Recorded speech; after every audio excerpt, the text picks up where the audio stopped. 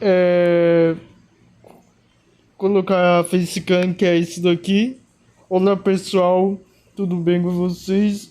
Meu nome é Elian Matias de Brito e 3, 2, 1 e vamos nessa. De Game Boy Color foi um fracasso comercial. A sua recepção foi muito positiva por parte da crítica que chegou a jogar, mas mesmo assim ele não vendeu bem. A Capcom segurou o jogo por 8 meses antes de publicar ele em 2002 e a esse ponto a sentença de morte do Game Boy Color já estava escrita. A próxima evolução do portátil, que é o Game Boy Advance, já tinha saído faz um ano, então é só fazer as contas. Você tem um IP novo de um estúdio pequeno que poucos conhecem, sendo lançado no fim da vida de um console portátil que ninguém mais liga porque o seu irmão mais novo é muito melhor e muito mais lindo. O Matt e o time da WayForward sabiam disso, então o seu próximo passo foi começar imediatamente a trabalhar numa sequência do primeiro jogo para o GBA. O nome dessa sequência era Shantae Advance, ou Shantae Risks Revolution, e eles estavam prontos para expandir em tudo que o jogo de Game Boy Color fez e ser o projeto mais ambicioso possível. E tudo estava correndo bem, até que o projeto foi cancelado. A WayForward percebeu que eles não iam ter a mesma sorte que tiveram com a Capcom, visto que ninguém queria pegar esse novo jogo para publicar. Os custos de produção para os cartuchos dele eram caríssimos e não valiam um investimento por parte de terceiros. Assim, o jogo nunca ia poder de fato ser jogado no console, então não tinha por que continuar o desenvolvimento. Ele morreu e depois disso a franquia ficou no silêncio por vários anos até que uma oportunidade surgisse de novo. O que nos leva para 2010. Mais ou menos nessa época, a Nintendo anunciou um novo modelo para o DS chamado de Nintendo DSi, ou DSi. Uma das principais diferenças dele para os outros modelos é que ele vinha com um serviço exclusivo chamado de DSiWare, a primeira loja virtual em um console da Nintendo. Essa era a oportunidade de ouro que a WayForward precisava para trazer a Shantae de volta, porque assim eles mesmos iam poder publicar as próprias coisas na plataforma sem depender de terceiros e sem nenhum custo adicional de produção de cartucho, porque o jogo ia ser baixado no seu Nintendo DS em mídia digital. Então eles juntaram alguns restos mortais do projeto cancelado de GBA, montaram um jogo novo e em 2010 a série voltou à ativa com Shantae Risks Revenge, que surpreendentemente foi um sucesso ao contrário do seu antecessor no Game Boy Color. O motivo principal sendo o poço de mediocridade que era a loja do DSi. Afinal, se você pudesse escolher só um, qual pegaria? O joguinho de plataforma decente com uma pixel art bonitinha ou Pictobits? Esse jogo da Shantae foi um grande destaque na loja virtual, sendo o mais bem avaliado da plataforma e até recebendo um port para iOS mais tarde que ajudou a ampliar ainda mais a popularidade que a franquia estava ganhando. Aqui é onde eu pararia e passaria para falar sobre o jogo em si, mas aconteceu uma coisa muito grande que deixa o meu vídeo antigo datado e precisa ser falado aqui.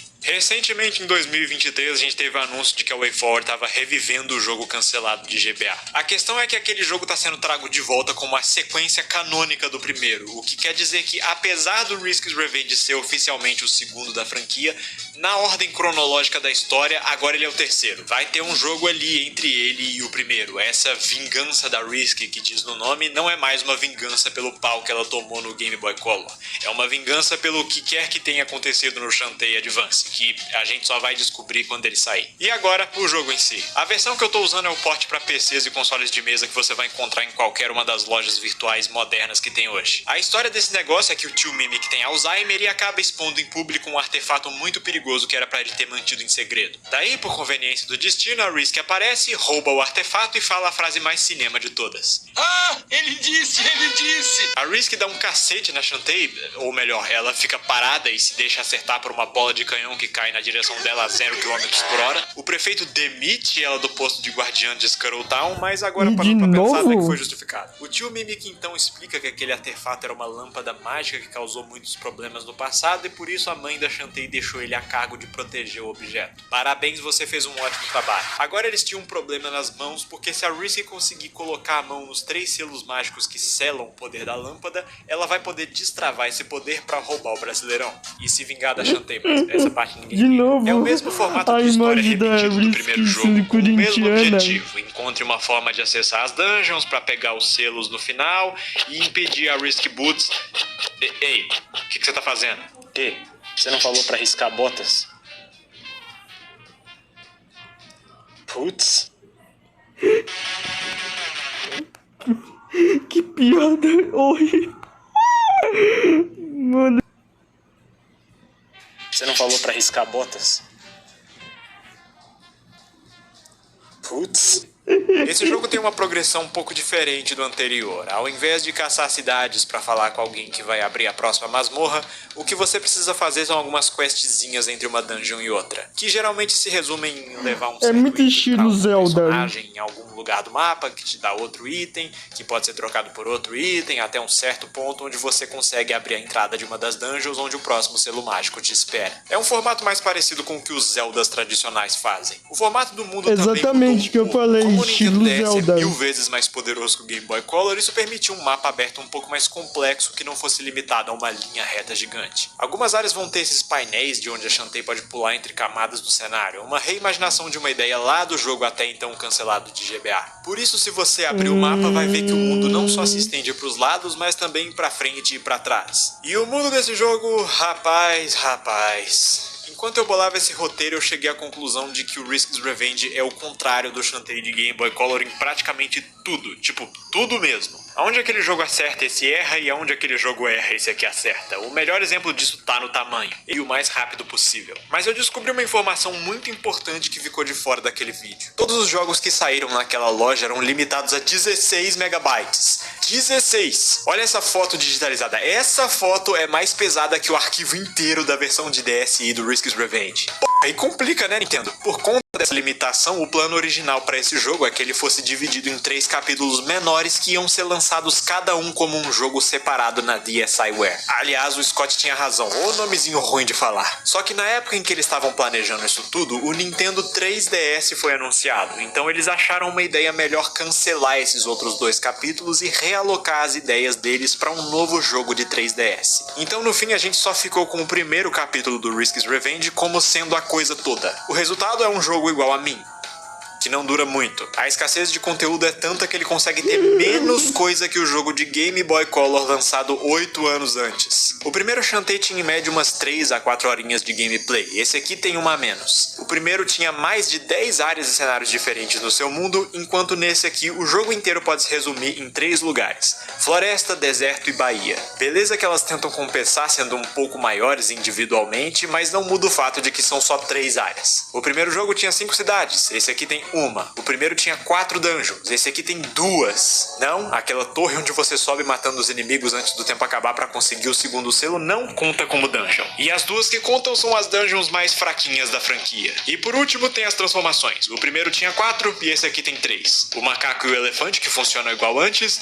e uma nova forma de sereia que permite a Shantae nadar debaixo d'água. Até porque nadar em cima da água parece meio impossível. É uma das transformações mais icônicas dela, então pelo menos tem isso. Essa é a prova de como uma limitação idiota pode afetar o seu jogo. Não teve espaço para encaixar ou desenvolver umas ideias bacanas. A única coisa diferenciada que eu vi mesmo são aqueles cenários com painéis para pular entre camadas, mas isso só é usado 2 vezes, sendo que uma delas é na cidade, onde não tem nada para fazer. É um jogo que termina sem deixar nenhuma marca. Para mim ele é o mais genérico e sem identidade dentre os outros da série. A única coisa que traz um pouco de personalidade para ele é que os personagens são legais e vez ou outra engraçados. Vários rostos famosos aparecem por aqui pela primeira vez, a começar pelos 3 vilões novos: o Barão da Munição, ou Ammo Baron, o Barão da Hipnose, ou Hypno Baron, e o preferido dos fãs, o Barão Lula, ou Squid Baron. Tem aquela chefe que mora na floresta, a Roddy Tops agora tem 2 irmãos, tem o reator ambulante de testosterona Barracuda Joe, o maior comedor de casada do bairro, tem a Shantae nua em posição fetal.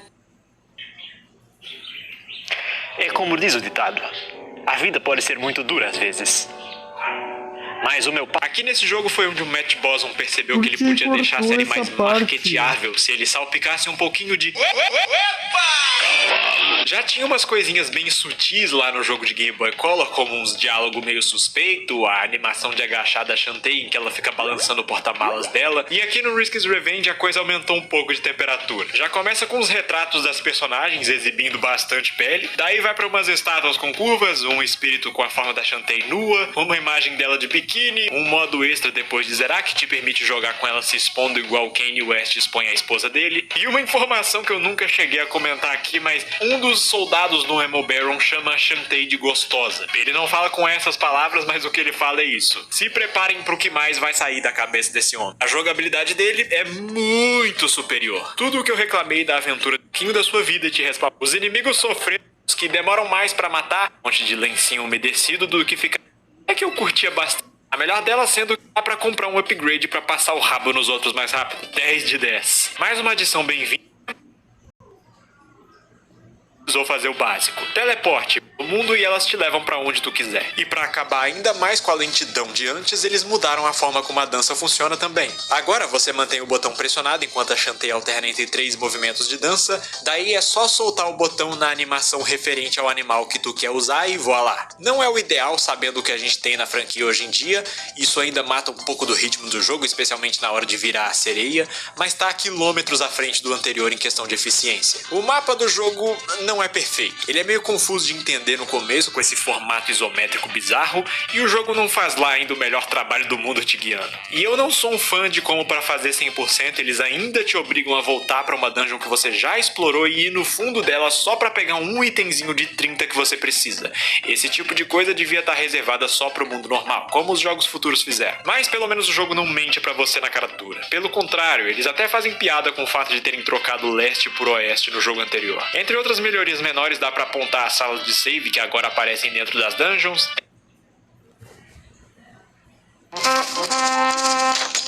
Então é isso, galera. Espero que tenham gostado e valeu e fui.